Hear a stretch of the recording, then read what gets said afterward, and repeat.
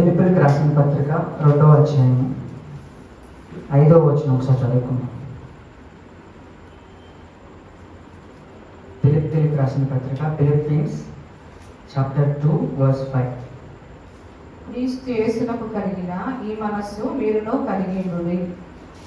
ఆమేన్. So కళ్ళు మూసుకున్నాం, prayer చేసుకుందాం. మహోన్నతుడా, మహాగణుడా, శాశ్వతమంతుడా, సర్వాధికారి యేసయ్యా, నీ ఘనమైన నామాన్ని బట్టి వందనములు, స్తోత్రములు దేవ యేసయ్యా. ఇదిగో దేవ యేసయ్యా, లెంట సమయంలో దేవ యేసయ్యా, ఈ సాయంత్రకాలము నీ పాదాల కింద చేర్చుకున్నందుకు మీకు వందనములు, స్తోత్రములు దేవ యేసయ్యా. దీనులము, అభాగ్యులము దేవ అయినప్పటికీ మమ్మల్ని పేరు పెట్టి పిలుచుకుని దేవ యేసయ్యా, నీ రక్షణ భాగ్యమునిచ్చి దేవ యేసయ్యా, నీ సన్నిధుల్లో దేవ నిలిపించినందుకు మీకు వందనములు, స్తోత్రములు ప్రభు యేసయ్యా. దేవా, ఈ దీని దాసును జ్ఞాపకం చేసుకుని దేవ యేసయ్యా, నోటు మాధ్యము కలవాడును దేవ యేసయ్యా. మీరే నాకు దేవ బోరగా ఉండి దేవా సార్, నేను మాట్లాడటం కాదు కానీ దేవ యేసయ్యా, మీరే మాట్లాడండి, మీరే వినిపించండి. మీ యొక్క జీవవాక్యం వింటే దేవ యేసయ్యా, మా అందరిలో నెమ్మది కలుగుచున్నది ప్రభా. నీ మార్గంలో దేవ యేసయ్యా, మంచి తెలుగును వివసించే హృదయం ఉంటుంది ప్రభా. అట్లే హృదయాన్ని మా అందరికి దయచేయండి, కృప చూపించండి. మీ మాటల్లో దేవర విన్నా మేము దేవ యేసయ్యా, విశ్వాస జీవితంలో యేసయ్యా నీరు కట్టబడి దేవ యేసయ్యా, నాటబడిన వృక్షము ఎట్లా అయితే ఎదుగుతుందో దేవ యేసయ్యా, అట్లా ఎదగడానికి మా అందరికి సాయం దయచేయండి, కృప చూపించండి. ఇలాంటి దేవ యేసయ్యా దినంలో వచ్చిన వారందరినీ జ్ఞాపకం చేసుకొని కృప చూపించండి దేవ యేసయ్యా. మరొకసారి దేవ యేసయ్యా, నాకు సహాయం దయచేయండి, కృప చూపించమని నా చిన్న ప్రార్థన యేసయ్యా నామములో అడిగి వేడుకొనుచున్నాను తండ్రి. ఆమేన్. ఫిలిప్పీ పత్రికలో అపోస్తలుడైన పౌలు ఫిలిప్పీ సంఘంకు రాస్తూ ఒక మాట చెప్తున్నారు కదా 5వ అధ్యాయంలో. మరొకసారి చదువుకున్నాం, అక్కడ చదవాలి. క్రీస్తు యేసునకు కలిగిన ఈ మనస్సు మీరును కలిగి ఉండుడి. క్రీస్తు యేసుకు కలిగిన ఈ మనస్సును మీరును కలిగి ఉండుడి. క్రీస్తు యేసునకు కలిగిన ఏ మనస్సు గురించి మాట్లాడుతున్నారని పౌలు భక్తులు మనతో మాట్లాడుతున్నాడో ఈ యొక్క అధ్యాయంలో మనం ఒక వివరంగా తెలుసుకుందాం. సపోజ్ ఎవరైనా సరే పాస్టర్ గారు లేదంటే ఎవరికైనా మన చర్చిలోకి వచ్చినప్పుడు ఎవరినైనా ఒకరిని నుంచోబెట్టి పౌలు భక్తుల వల్లే మనకు తెలియదు అనుకోండి, ఎవరైనా సరే పాస్టర్ గారు వచ్చి, ఈ అబ్బాయి నాకు తెలుసు, పాస్టర్ గారికి తెలుసు, ఒక వ్యక్తి మనతో చెప్తున్నారు, ఈ వ్యక్తిని మాదిరిగా చూసుకొని బతకండి, ఈ వ్యక్తి జీవితంలో తను చాలా సాధించాడు, తను ఉన్నత స్థితిలో ఉన్నాడు, సో ఇట్లాంటి వ్యక్తిని బట్టి మీరు కూడా ఇట్లానే తయారవ్వాలి లేదా ఇట్లానే నేర్చుకోవాలి అని చెప్పినప్పుడు మనము ఆ వ్యక్తి గురించి ఆలోచించినప్పుడు ఒక స్ట్రేంజర్ గురించి భాషగా చెప్తున్నప్పుడు మనం ఏం ఆలోచిస్తూ ఉంటాం, అసలు ఈ స్ట్రేంజర్ ఎవరని ఆలోచిస్తూ ఉంటాం, రైట్? సో ఇట్లానే పౌలు భక్తులు కూడా క్రీస్తు యొక్క కలిగిన ఈ మనస్సు గురించి చెప్తున్నప్పుడు దేవుని యొక్క స్వభావాలను గురించి మనకు వివరిస్తున్నారు. So what is speaking is like the attributes of God. So దేవుని యొక్క స్వభావాలు ఏమిటో అని మనకి పౌలు భక్తుడు మనతో మాట్లాడుచున్నాడు దేవుని వాక్యం బట్టి. ఈ వాక్యంలో కొంచెం ముందుకు వెళ్తే చూడండి ఒకసారి. అయితే దేవుని స్వభావాలు ఎట్లా ఉంటాయి, ఏముంటాయి అనేది తెలుసుకునే ముందు ఇందాక చెప్పాను కదా, స్ట్రేంజర్ వచ్చినప్పుడు ఏమని ఆలోచిస్తాం మనం. భాషగా చెప్పంగానే ఈ స్ట్రేంజర్ ఎవరు, ఈయన ఏం చేశాడు, ఏ కార్యాల ద్వారా పాస్టర్ గారు ఈయన మంచివాడని చెప్తున్నాడు, ఈయన జీవించిన జీవితం ఏమిటి, ఈయన జీవితం ద్వారా మనకేం అర్థమవుతుంది, ఈయన జీవించిన జీవితంలో మనం ఏం తెలుసుకుంటాం. సో ఇట్లాంటి విషయాలన్నింటికి మనకు క్వశ్చన్స్ వస్తూ ఉంటాయి మన మనసులో, రైట్? సో అయితే క్రీస్తు యొక్క జీవితంలో కూడా సో అట్రిబ్యూట్స్ ఏమేమి ఉన్నాయి, ఆ స్వభావాల ద్వారా మనం ఏం నేర్చుకుంటున్నాము, ఆ స్వభావాలు నేర్చుకొని ఒక వ్యక్తి మనకు రోల్ మోడల్ అవ్వాలంటే ఎట్లాంటి స్వభావాలని మనము తెలుసుకోవాలి అనే విషయాలను మన గురించి మనం ఈరోజు మాట్లాడుకుందాం. ఒక స్ట్రేంజర్ గురించి చెప్పినప్పుడే మనము ఆ వ్యక్తిలో ఎన్ని స్వభావాలు ఉన్నాయని చూసి లేదా ఆలోచించి తెలుసుకున్నప్పుడు ఆశ్చర్యపోతాం కదా. అట్లాంటి దేవుడికి ఎన్ని స్వభావాలు ఉంటాయి కదా. ఆయన స్వభావం విషయంలో అందరికంటే ఎంతో ఎత్తులో ఉన్నాడు, రైట్? సో మన లోకంలో ఉన్న వాళ్ళందరిలో కూడా ఈ వ్యక్తిని చూసి మనం ఏమనుకుంటాం అంటే రోల్ మోడల్ అనుకుంటాం. లేదా క్రైస్తవులుగా మనకి గ్రేటెస్ట్ రోల్ మోడల్ ఎవరంటే యేసుక్రీస్తే. ఎందుకంటే ఆయన ఈ లోకంలో జీవించిన విషయాలను బట్టి కానీ, ఆయన యొక్క నడుచుకున్న విధానం బట్టి కానీ, మనలానే మన మనుషుల్లానే తిరుగుచు, మనలానే బతుకుచు, మనకంటే ఎక్కువగా ఎంతో ఉన్నతమైన జీవితాన్ని జీవించి ఆయన యొక్క జీవితాన్ని మన కోసం విడిచిపెట్టి, సో నాలా బతకండి లేదా నాలా జీవించండి, క్రైస్ట్ లైక్ లైఫ్ ఉండాలి, మీరు కూడా ఉండాలని వదిలిపెట్టి వెళ్ళిపోయారు దేవుడు. సో 33 సంవత్సరాలు తక్కువ కాలంలో జీవించినప్పటికి కూడా చాలా విషయాలు దేవుని గురించి మనం తెలుసుకోగలం. సో ఇందులో కొంచెం ముందుకెళ్దాం. 6వ వచనంలో ఉంటుంది కదా, ఆయన దేవుని స్వరూపం కలిగిన వాడై ఉండి. So he is the supreme God. So no one ever like a supreme, right? So he is the highest. So అతనికి మించి ఇంకేం లేదు. సో మనం చదువుకునేటప్పుడు అంటాం కదా, ఫైనైట్ ఇన్ఫైనైట్. సో ఇన్ఫైనైట్ కంటే హీ నోస్ ఎవ్రీథింగ్. సో అదే యోగ గ్రంథంలో కూడా చెప్తారు కదా, ఈ విశ్వాసాన్ని, ఈ విశ్వంలో ఉన్న వాటిని యోగుకు ఒక క్వశ్చన్ అడుగుతూ, వీటన్నింటినీ కొలవగలవా నువ్వు అని యోగుకు ప్రశ్న వేస్తాడు. సో అంటే he knows, he is the creator, he knows everything, he is the supreme. అయినప్పటికీ కూడా ఏముంటుంది చూడండి ఒకసారి, దేవుని స్వరూపము కలిగిన వాడై ఉండి దేవునితో సమానముగా ఉండుట విడిచిపెట్టకూడని భాగ్యమని ఎంచుకొనలేదు, కానీ మనుషుల పోలికగా పుట్టి దాసుని స్వరూపం ధరించుకొని తనను తానే రిక్తులుగా చేసుకున్నాను. చూడండి అసలు ఈ వచనంలో మనం ముఖ్యంగా ఆలోచిస్తే, ఎవరైనా మనకి దగ్గరికి వచ్చి నువ్వు క్రైస్తవుడు కదా, అసలు క్రైస్తవేతరులు ఎవరైనా వచ్చి మన దగ్గరికి వచ్చి ఫ్రెండ్స్ లేదా కొలీగ్స్ ఎవరైనా వచ్చినప్పుడు అడిగినప్పుడు, సో బైబిల్ యొక్క అన్నిటిలో మనం నేర్చుకున్న విషయాలు ప్రతి ఆదివారం నేర్చుకుంటున్నాం కదా, so who is your Jesus, what he had done అని అంటే ఈ యొక్క వచనం ద్వారా మనము సువార్త ప్రకటించడం, రైట్? ఏమంటారు ఒకసారి చదువుకుందాం. 6వ వచనం నుంచి. ఆయన దేవుని స్వరూపమును కలిగిన వాడై ఉండి దేవునితో సమానముగా ఉండుట విడిచిపెట్టకూడని భాగ్యమును ఎంచుకోనలేదు, కానీ మనుష్యుల పోలికగా పుట్టి దాసుని స్వరూపమును ధరించుకొని తను తానే రిక్తునిగా చేసుకొనెను. మరియు ఆయన ఆకారమందు మనుష్యుడిగా కనబడి మరణము పొందినంతగా, అనగా శిలువ మరణము పొందినంతగా విధేయత చూపిన వాడే తను తాను తగ్గించుకొనెను. సో ఈ యొక్క 3 సెంటెన్సెస్లో మొత్తం మన సువార్తను మనం వివరించగలం, రైట్? సో దేవుడు ఎట్లాంటి వాడు?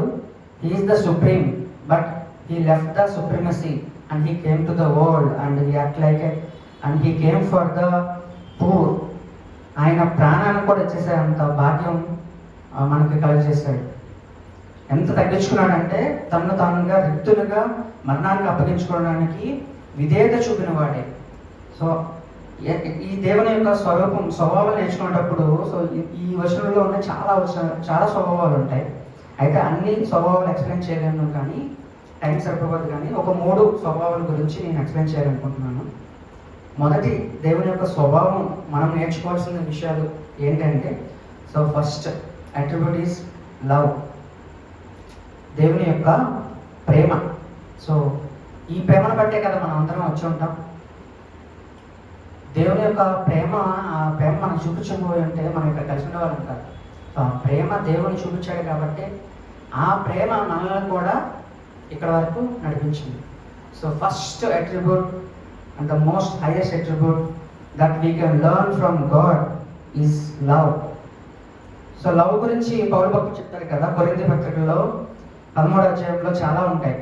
అయితే ఆ వచనాలను వివరించం, కానీ యోహాను భక్తుడు ఏ విధంగా రాశాడో ఒకసారి చూద్దాం. 1 John 4th chapter.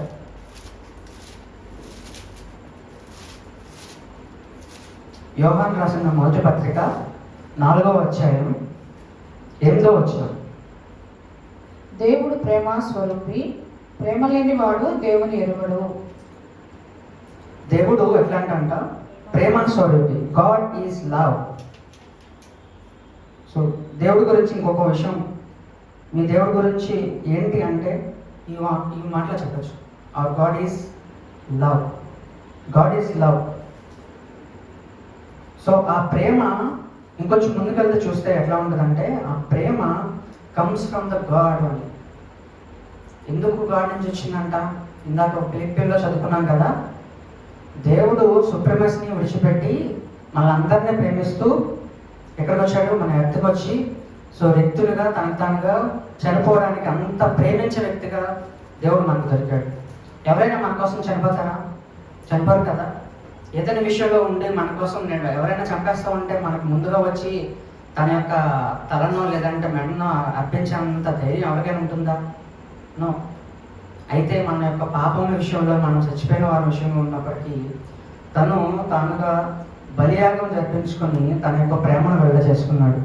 అందుకే యోహాను భక్తుడు దేవుని యొక్క ప్రేమ గురించి వివరిస్తూ దేవుడు ప్రేమ స్వరూపి అని అంటాడు. అయితే ఇంకో నెక్స్ట్ చెప్తా చూడండి, ప్రేమ లేని వాడు దేవుని ఎరగడు. సో ఎవరికైతే ప్రేమ చూపించలేరో సో వారు they doesn't know God. So క్వశ్చన్లో చెప్తున్నాను చూడండి, అసలు దేవుడే ప్రేమ స్వరూపి. God is love. If you don't show love you don't know God. దేవుని ఎరుగుతున్నావు అని అంటే మనం ఏం చూపించాలంట? ప్రేమను చూపించాలి. ఒకరి ఎదుట మనం ప్రేమ కలిగి ఉన్నామంటే దేవుని కలిగి ఉన్నట్టే. నెక్స్ట్ ఇంకో ముందుకు వెళ్దాం. మనము ఆయన ద్వారా జీవించినట్లు తన అద్వితీయ కుమారుని లోకంలోకి పంపెను. దీని వలనే దేవుడు మన యందుంచిన ప్రేమ ప్రత్యక్షపడను. ఇందాక చెప్పాను కదా, సుబ్రహ్మణ్యం విడిచిపెట్టి దేవుడు మనల్ని ఎంతగా ప్రేమించి మన కోసం ఏం త్యాగం చేశాడో దాని ద్వారా మనకి ఏం చూపిస్తున్నాడంట? లవ్. ఇంకోటి చూడండి, సరే ఏ మానవుడు పనిలో వచ్చును, ఏ మానవుడును దేవుణ్ణి ఎప్పుడునూ చూడలేదు. మనం ఒకనొకడు ప్రేమించిన ఎడల దేవుడు మన యందు నిలిచి ఉండును. Yes, correct. సో దీనికి మనము లోకంలో జీవిస్తున్న వాళ్ళంగా మనము ప్రేమను చూపిస్తున్నామా లేదా అని దానికి ఎగ్జాంపుల్ చెప్తాను చూడండి సార్. సో దేవుడు మనకి ఎవరికైనా కనిపిస్తారా? కనిపించరు కదా. సో అందుకే ఎక్కడ విన్నాను ఒక వాక్యంలో చెప్తున్నప్పుడు, కనిపించే మనుషుల్నే మనం ప్రేమించకపోతే కనపడని దేవుడిని ఎలా ప్రేమిస్తాం? రైట్. సో మనలో ఈ లోకంలో చాలా వరకు ఏం తగ్గిపోతుందో అని ఆలోచిస్తూ ఉంటే దేవుని యొక్క లవ్ లేదా ఒకరొకరు ఎదుట ప్రేమ తగ్గిపోతూ ఉంది. సో దేవుడు ఇనిషియల్గా చెప్తున్నాడు, I am the love, I have gave you love and I have show you love through my words or deeds. So why can't you show the same love to the another person? So మనం ఒకరినొకరిని ప్రేమించకపోతే కనిపించని దేవుడిని ఎట్లా ప్రేమిస్తాం? So దీని ద్వారా మనం ఏం నేర్చుకోవాలంట?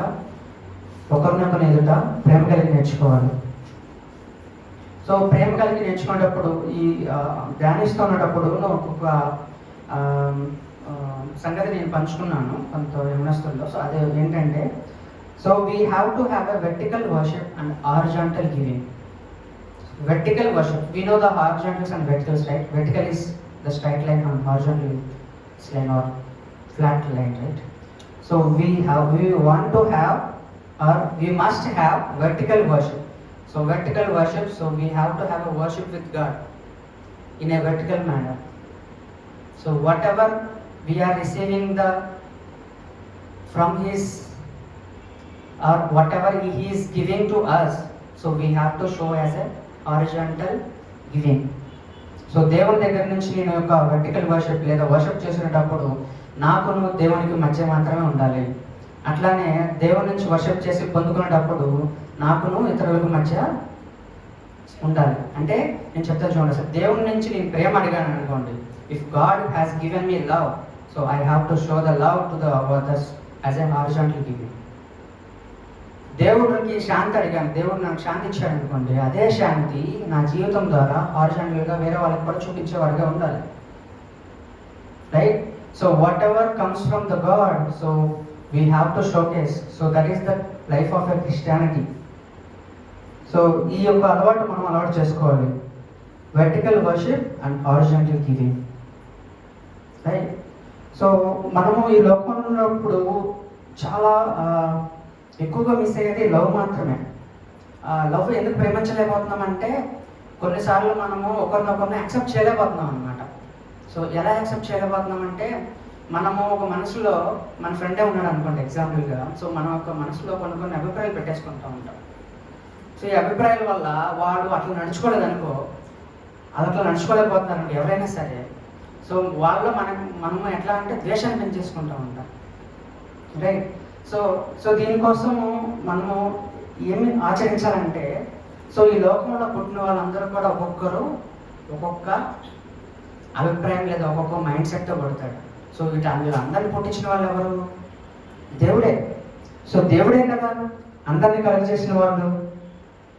So దేవుడే కలిగి చేసేటప్పుడు సో ఒక్కొక్కరికి ఒక్కొక్క మైండ్లో అంటే ఒక్కొక్క ఆలోచించే విధానం వేరే ఉంటుంది, ఒక్కొక్క థింకింగ్ పవర్ వేరే ఉంటుంది, ఒక్కొక్క చేసే పనులు వేరే ఉంటాయి. వీటన్నింటినీ కలిగి చేసి దేవుడే నిర్మించి భూలోకంలో పంపించాడు కదా. సో అట్లాంటప్పుడు వాళ్ళు ఎలా అయితే ఉన్నారో so we have to accept them. So అప్పుడు మాత్రమే మనం ప్రేమించగలం. అంతేగాని మనం కొన్ని మనసులో పెట్టేసుకొని వాడు నాతో అట్లా లేడు, సో అందుకే నేను ఈ విషయం తప్పాడు కాబట్టి వాడిని లవ్ చేయను లేదా నేను నా ఫ్రెండ్గా యాక్సెప్ట్ చేయను అనుకోకూడదు. So accept each and every one in their own way. So ఇది కనుక ఫాలో అయితే కనుక మనము చాలా వరకు ప్రేమించే వాళ్ళుగా మనం ఉంటాం, రైట్? సో ఇందులోనే ఇదే గురించి దేవుడు చెప్తారు చూడండి ఒకసారి.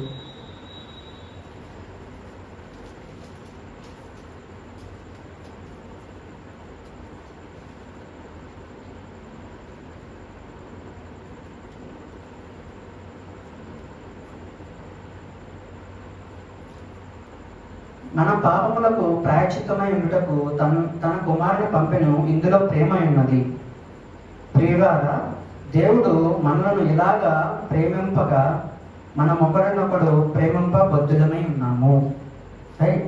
సో దేవుడు అట్లా అందరిని ప్రేమిస్తున్నాడు. ఒకరు మనం కూడా ఒకరికొకరు కూడా ప్రేమ చూపించేవాళ్ళు ఉన్నాం.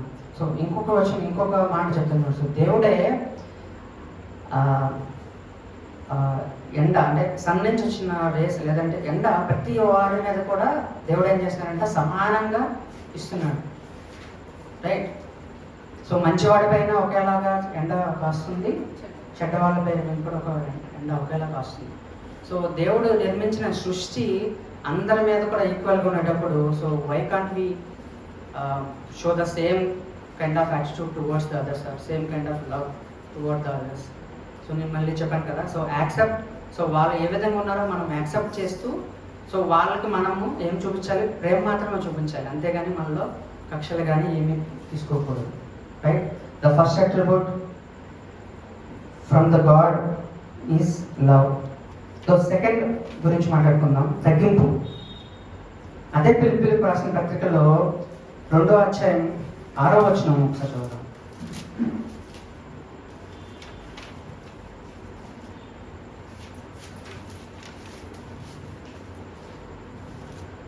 ఆయన దేవుని స్వరూపము కలిగిన వాడై ఉండి దేవునితో సమానంగా ఉండుట విడిచిపెట్టకూడని భాగ్యమని ఎంచుకోనలేదు కానీ మనుషుల పోలికగా పుట్టి దాసుని స్వరూపం ధరించుకుని తను తానే రిక్తునిగా చేసుకున్నాడు.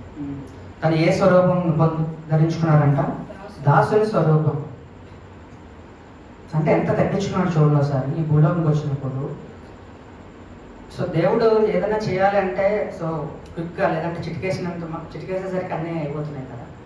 సో అంత దేవుడు అంత గ్రేటెస్ట్ గాడ్ ఉన్నప్పుడు సో తానుగా ఎంత తగ్గించుకున్నాడో తన రిక్తునిగా చూడండి ఒకసారి. యేసుక్రీస్తు ఈ లోకంకి వచ్చినప్పుడు తనను రిక్తునిగా చేసుకున్నాడంట, దాసుడిగా. సో ఈ ఎంప్టీడ్ హిమ్సెల్ఫ్. సో అన్నిటిని విడిచిపెట్టేసుకున్నాడు, రైట్? ఏమీ లేని వాడుగా ఎంతో తగ్గింపు కలిగి ఉన్నాడు. సో అట్లాంటి తగ్గింపు కూడా మనం కూడా కలిగి ఉండాలి, రైట్? సో ఎంత తగ్గింపు కలిగి ఉంటే దేవుడు తగిన కాలం ముందు ఏం చేస్తారంట? దేవుడు హెచ్చిస్తాడు. సో మనం చాలామంది అనుకుంటాం తగ్గింపు ఉంటే తగ్గిపోయి ఉంటే వీళ్ళ లోకం వేరేలా చూస్తూ ఉంటుంది, మనల్ని అసలు చాలా తక్కువగా హీనంగా చూస్తూ ఉంటుంది, అది పెద్ద మంచి క్వాలిటీ కాదేమో అనుకుంటాం తగ్గింపు.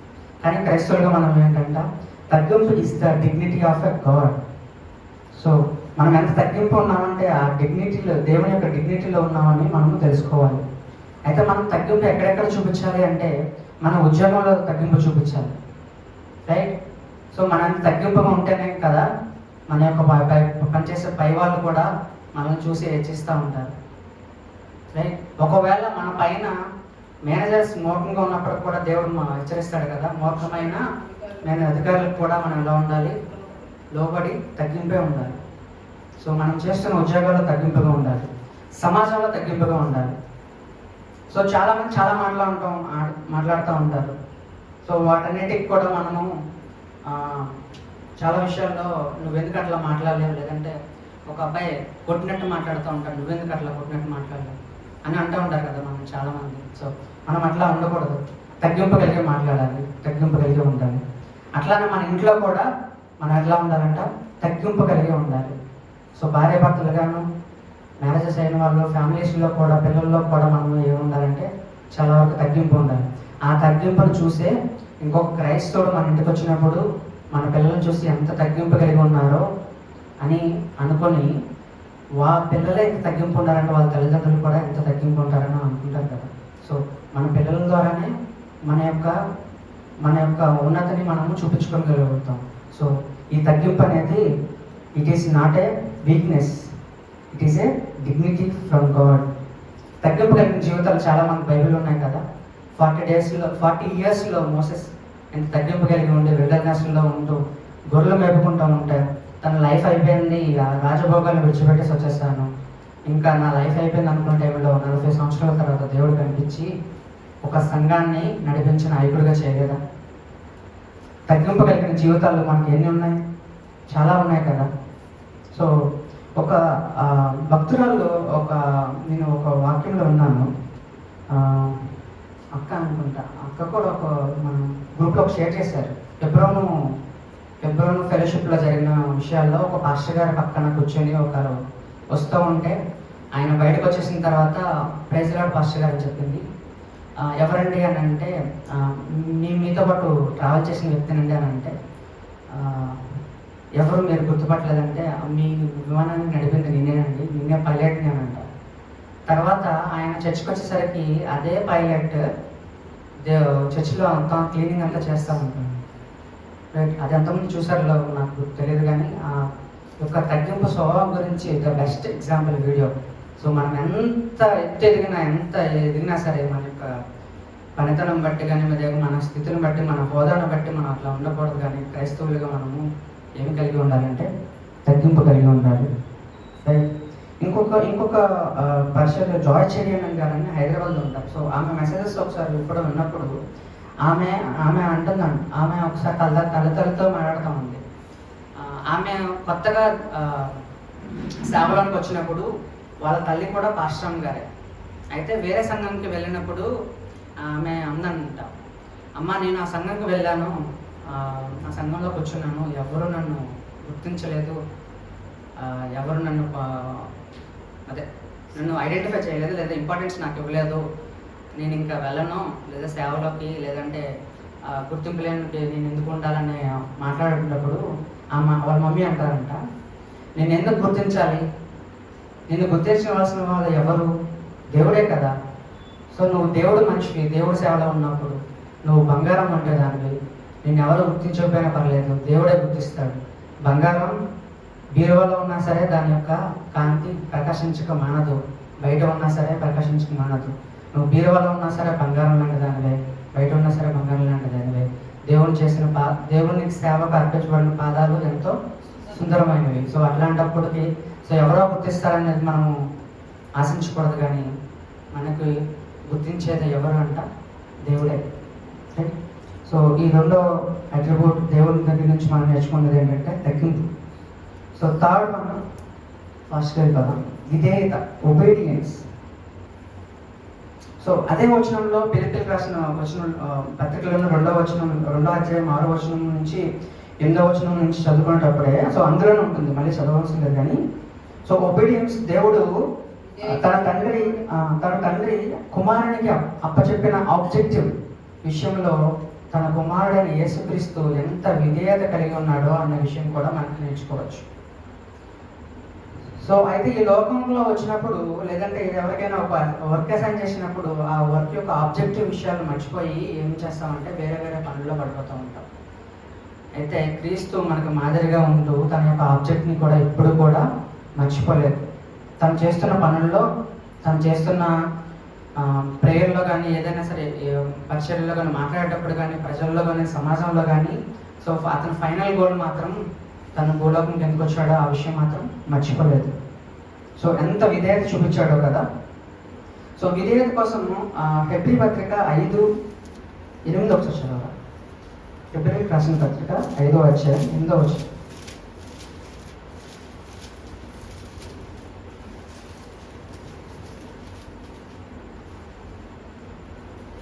ఆయన కుమారుడై ఉండియు తాను పొందిన శ్రమల వలన విధేయతను నేర్చుకొనెను.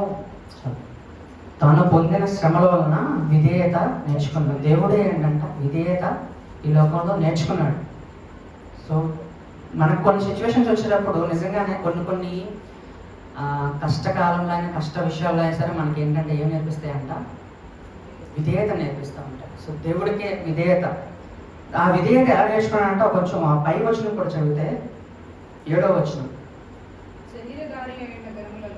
శరీరధారి అయిన దినములలో మహారోదనముతోనూ కన్నీళ్లతోనూ తన్ను మరణం నుండి రక్షింపగలవానికి ప్రార్థనలను యాచనలను సమర్పించి భయభక్తులు కలిగి ఉన్నందున ఆయన అంగీకరింపబడెను. సో శరీరధారి అయిన దినములలో ఆయన ఏం చేసేవారంట? సో విధేయత కోసం క్రిస్టియన్స్గా మనం చేస్తున్నామా ఆలోచించండి ఒకసారి. ఆయన ఏం చేసేవారంట? మహారోదనతోనూ కన్నీళ్లతోనూ తన్ను మరణం నుండి రక్షింపగలవానికి, అంటే ఎవరికి? తన తండ్రికి ప్రార్థన చేయటం మానలేదు. సో క్రైస్తవులుగా మనము ఈ విషయాలు చాలా తగ్గిపోయేమో అనిపిస్తూ ఉంది. చిన్నప్పటి నుంచి ఉన్న క్రైస్తవులమే మనము, లేదా మధ్యలో లేదా 10 సంవత్సరాల నుంచి 5 సంవత్సరాల నుంచి పుట్టున్న క్రైస్తవులమే. కానీ మనం చేసేటప్పుడు మన ప్రార్థన నుంచి ఒక కన్నీరు పొట్టైనా రాలుతుందా లేదా? లేదా కన్నీరు చూసి మనం ఎన్ని రోజులు అయిపోయింది మనం ప్రేయర్ చేసేటప్పుడు? కన్నీరుతో చేసే ప్రార్థనలకి దేవుడికి ఇంపుగా ఉంటాయి. అట్లనే దేవుడు అంగీకరించే ప్రార్థనలో కన్నీరు ప్రార్థన అనేది ముఖ్యమైనది.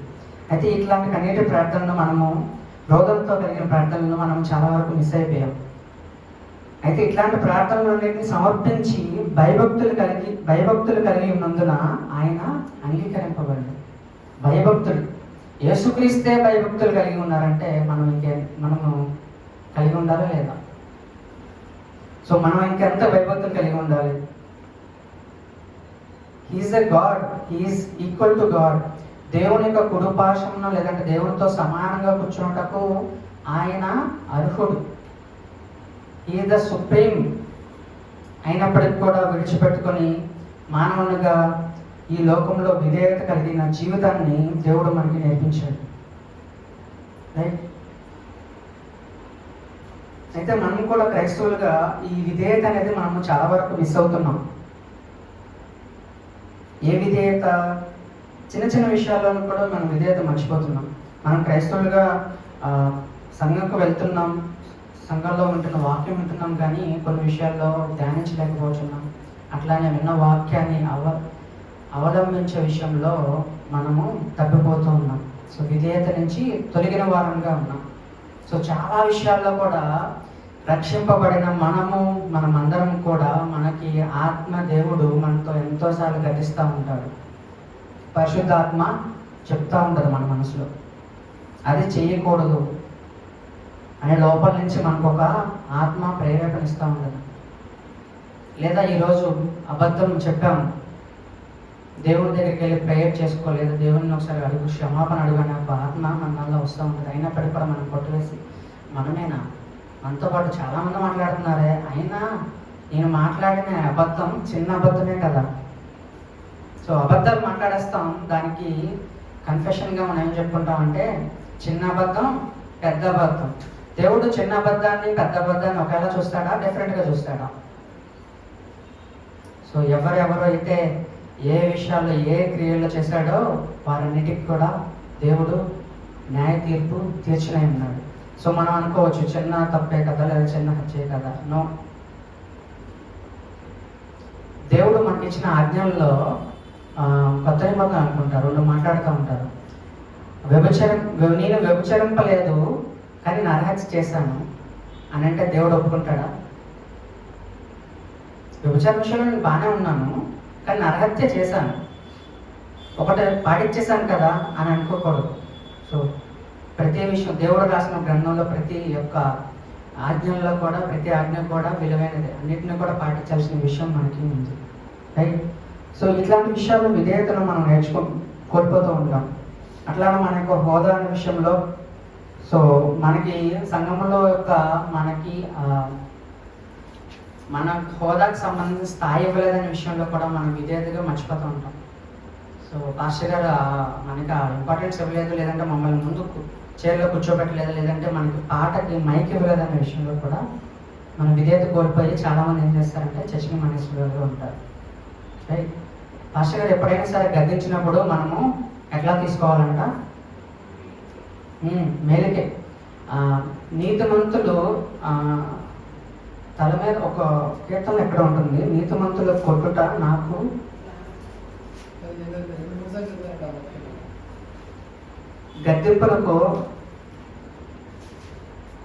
గద్దెంపులకు తీసుకొని లేని వాడికి శిక్ష వస్తుందని కూడా ఉంటుంది ఒక అధ్యాయంలో. నాకు గుర్తు రావట్లేదు కానీ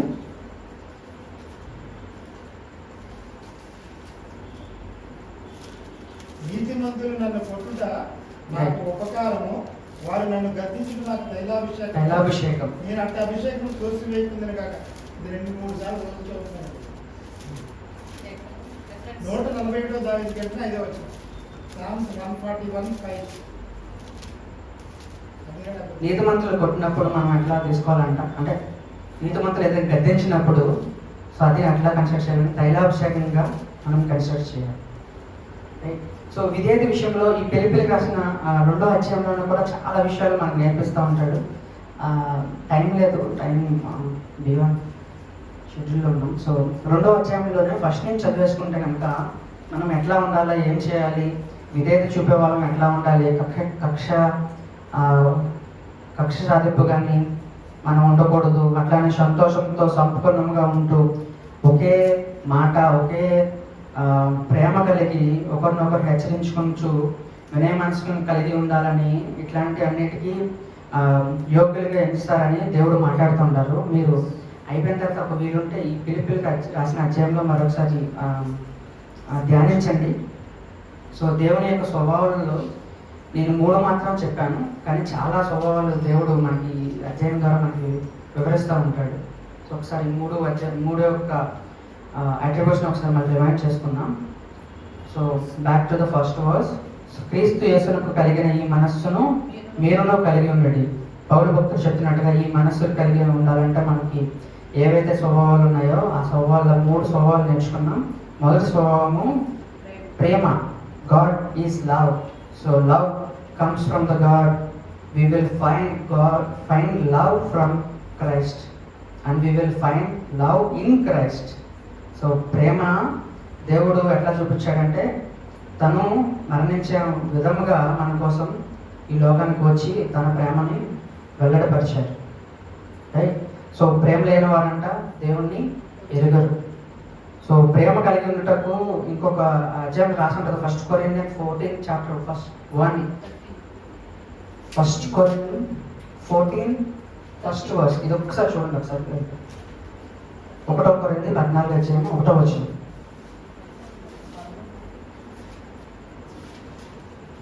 ప్రేమ కలిగి ఉండుటకు ఏం చేయాలని అక్కడ రాసి ఉంటుంది. ప్రేమ కలిగి ఉండుటకు ప్రయాసపడి. సో మనం ఎంత ప్రయాసపడుతున్నామో మనము పరీక్షించుకుందాం. ఇదే ప్రేమ, దేవుని ప్రేమ, ఎదుటి వాళ్ళు చూపించే ప్రేమ. మనం సరి చేసుకోవడమే కాదు, మనం ఇతరుల గురించి కూడా ఆలోచిస్తున్నామా లేదా మనం ఒకసారి మనం పరీక్షించుకోవాలి. మనం నిజంగా ప్రేమ చూపిస్తున్నామంటే ఎదుటి వాళ్ళు ఎలా ఉన్నారో వాళ్ళని అట్లానే యాక్సెప్ట్ చేస్తూ ఉంటాం. సో వాళ్ళకి వీలైతే సజెషన్స్ ఇస్తాం, అంతేగాని వాళ్ళ కోసం మనము చెడుగా దేవునికి ప్రార్థన చేయం. వాళ్ళు బాగుపడాలని మనం కోరుకుంటాం. వారి ఎదుగుదలలో మనం సహాయం చేస్తాం ఈ ప్రేమ కనుక మనం కలిగి ఉంటే. సో ఇట్లాంటివన్నీ మనం చేస్తూ ఉంటే దేవుని ప్రేమను చూపించిన వాళ్ళం ఉంటాం. సో 2వ అట్రిబ్యూట్ తగ్గింపు. దేవుడే తనను తానుగా తగ్గించుకొని రిక్తునిగా చేసుకున్నాడు. ఈ ఎంటెడ్ హిమ్సెల్ఫ్. సో తగ్గింపు అనేది it's not a weakness, it is a dignity from God. So ఈ తగ్గింపు ఉన్న వాళ్ళకి దేవుడు తగిన కాలం అందే హెచ్చిస్తాడు. సో మోసెస్ జీవితాన్ని చూసాం. తగ్గింపు ఎక్కడెక్కడ ఉండాలి? నీ ఉద్యోగంలో ఉండాలి, నీ సమాజంలో ఉండాలి, నీ ఇంట్లో కూడా ఉండాలి. అట్లానే లాస్ట్ది విధేయత, ఒబీడియన్స్. దేవుడు తన లోకానికి వచ్చినప్పుడు తన యొక్క ఆబ్జెక్టివ్ ఏంటో మర్చిపోలేదు. సో తను మరణించాల్సిన విషయం గురించి ఎంతో విధేయత చూపించాడు. మహారోధులతో ప్రార్థన చేస్తూ తనను పంపించిన వాని యొక్క అంటే తన తండ్రికి విధేయతతో నడుచుకున్నాడు. అట్లాంటి విధేయత చూపించిన దేవుని యొక్క గుణగణాలను కూడా మనం కూడా కలిగి ఉండాలి. రైట్. సో విధేయతలో మనం చాలా విన్నాము. సో అట్లా తప్పుకోకుండా మనమందరం కూడా ఏకభ్రమ కలిగి ఏకభావంగా ఉండి ఒక్కదాని యందు మనసుంచు సంతోషమును సంపూర్ణంగా చేయుడి. ఈ ఒక్క మాట చదువుకుని మనం లాస్ట్ సెకండ్ చాప్టర్ ఫస్ట్ నుంచి చదవండి ఒకసారి. ఫస్ట్ నుంచి 4th వరకు. కావున క్రీస్తునందు ఏ హెచ్చరిక అయినను, ప్రేమ వలన ఆదరణ అయినను, ఆత్మయందు ఏ సహవాసమైనను, ఏ దయారసమైనను, వాత్సల్యమైనను ఉన్నాయనగా మీరు ఏక మనస్కులగునట్లుగా ఏక ప్రేమ కలిగి ఏక భావము గలవారుగా ఉండి ఒక్కదాని యందే మనస్సుంచుచు నా సంతోషమును సంపూర్ణము చేయుడి.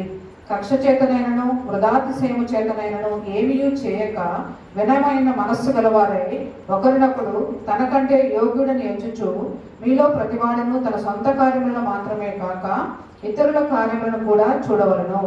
క్రీస్తు యేసునకు కలిగిన ఈ మనస్సు మీరును కలిగి ఉండండి. చూశారు కదా. సో మనము యొక్క ఒబీడియన్స్ చూపించాలంటే ఒకరికొక కక్షాలం కాకుండా ఒకరితో ఒకరుగా ఏక మనసును కలిగి ఉండాలి. అట్లానే ఇంకొక వచనం కూడా చెప్పాను అంటే తనకంటే తన సహోదరుడు యోగ్యుడని ఎంచుకోవచ్చు. రైట్. సో మనము ఈ విషయంలో మనము లొంగం కొన్నిసార్లు. రైట్. సో నాకంటే ఈ అబ్బాయి గొప్ప, లేదంటే నాకంటే ఈ అమ్మాయి గొప్ప, నాకంటే ఆయన గొప్ప, ఆయనకంటే నేను నా చదువు ఎక్కువే కదా అని ఉంటాం. నో. సో మనకి కొత్తగా వస్తున్న జనరేషన్స్కి దేవుడు చాలా విషయాలు నేర్పిస్తాడు. మనకంటే చాలా విషయాల్లో వాళ్ళు అడ్వాన్స్ లెవెల్లో ఉంటారు. ఏదో మన సహోదరుడు అయినా సరే, మనకంటే చిన్నవాడైనా సరే, సో మనం ఏం చేయాలంటే మనకంటే యోగ్యుడని ఎంచుకోవాలి. సో వాడికంటే నేను తక్కువ అని అనుకుంటే చాలు, మన కంపారిజన్తో పోతుంది, మనం విధేయతలో అభివృద్ధి పొందిన వాళ్ళంతా. ఈ చిన్న మాటలు దేవుడు దీవించుగాక.